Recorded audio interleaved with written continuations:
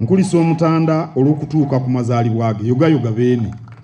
Omukolo ogw'okujaguza emyaka 66 egya nnyinimu gwetabiddwako abantu ab'enjawulo omuli Nnaabagereka Sylvia Najjinjala Luswata, abalangira n'abambejja, omumyuka w'omukulembeze w'eggwanga Edward Kiwanuka Ssekandi, abaaliko bakatikkiro ba Buganda, abakiise mu lukiiko lwa Buganda, abakiise mu lukiiko lwa Uganda, baminisita okuva mu gavumenti eya wakati awamu n'ay'Emmengo n'abakungu abalala. Nnyinimu asoose kulambula makula agamuweereddwa abantu ab'enjawulo omubadde amatooke, ente, amagi n'ebintu ebirala. Oluvannyuma atuuse mu kifo ewategekeddwa omukolo ng'ayaniriziddwa Katikkiro wa Buganda Charles Peter Mayiga, era omumyuka wa Supreme Mufti Sheikh Mahamud Kibate yagguddewo omukolo guno n'essaala ng'asabidde omutanda, Obuganda awamu n'ensi yonna.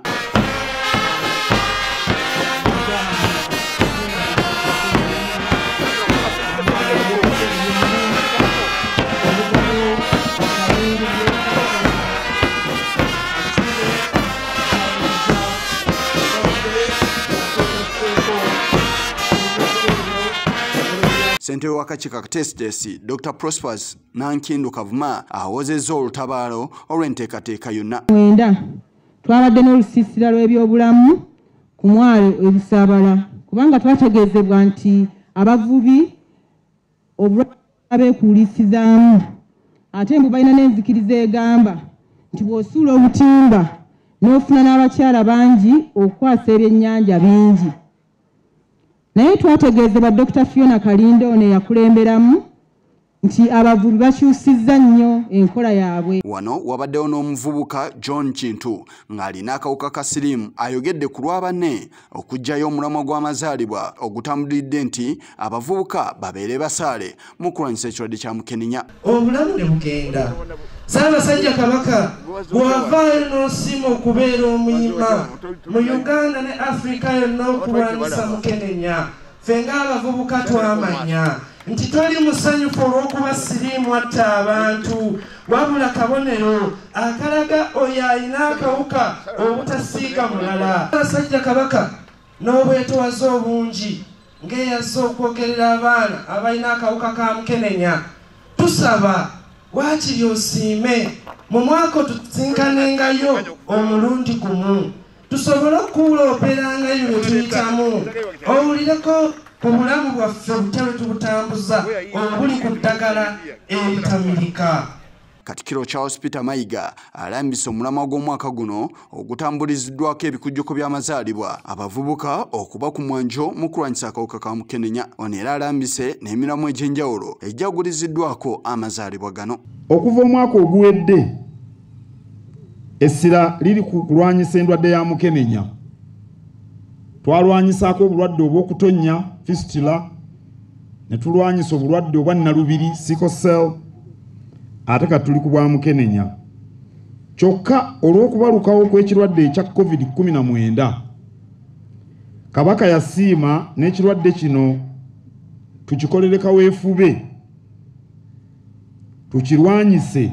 Ono era alaze ebiruubirirwa bya nnyinimu mu kulwanyisa ekirwadde kya mukenenya era n'akuutira bannansi okwetangira ekirwadde kya siriimu. Ssaabasajja ayagala 2023 omwaka ogw'2023 we gunaatuukira nga siriimu agobeddwa mu Uganda ne mu nsi zino ez'ebuvanjuba bwa Afrika. Kabaka bw'akulembera olutabaalo awangula kuba ye muzza ngoma. Awo nno muwere mukube engalo nga muweetegese okulaba nti omutanda ng'atukulembedde tugoba siriimu mu ggwanga lyaffe. Ayi bene tweyanzizza okukkiriza okwetikka obuvunaanyizibwa. Ensonga y'okugema ekirwadde kya COVID-19 nayo tagireseeyo era n'abajjukiza nti singa abazungu baba baagala okutta abaddugavu balina emitendera emirala mwe basobola okuyitira. Obulwadde bwa ssenyiga korona nabwo bukyaliwo era bwa bulabe. Ekirungi nti eddagala eribugema lyatuusiddwa ne wano era mbakubiriza Ssaabasajja Kabaka ng'atudde wano ku Namulondo, mbakubiriza mugende babageme. Kankiddemu ndoza temuwulidde. Ssaabasajja Kabaka ng'atudde ku Namulondo, mbakubiriza mugende babageme.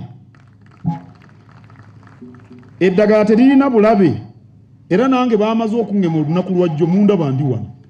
temwandabye nga baŋŋema era nja kuddayo oluvannyuma lwa sabbiiti 8 bankuba akayisa akalala. Wabula n'ensonga ey'ekisibo abasiraamu gye batandise olwaleero alina entanda gy'abasibiridde. Olwaleero baganda baffe abayisiraamu batandise omwezi omutukuvu ogwa Ramadan ogw'ekisiibo. Nga musiiba tubakubiriza okusabira baffe Ssaabasajja Kabaka. Tubakubiriza okusabira Obuganda ne Uganda okutwalira awamu ebukalemu emirembe.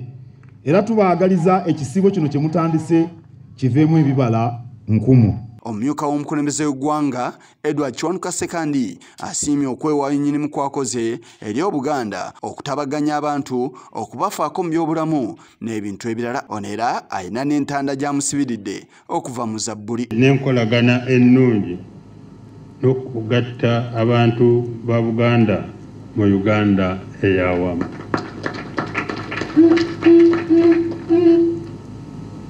Ssaabasajja siima nkusibirire entanda ya Zabbuli ey'ensavu 2. Katonda akukuume, akulambike era akuwangaaze.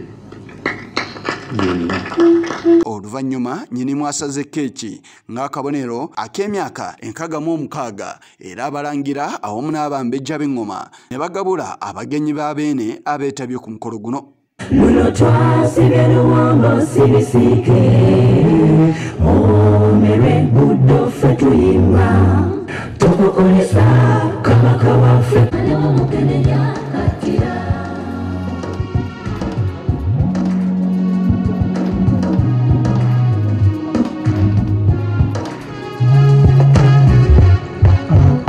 Baffe asiimye abaana b'eŋŋoma batutuuseeko. Kigongo ku lwa Channel 44 olweggulo.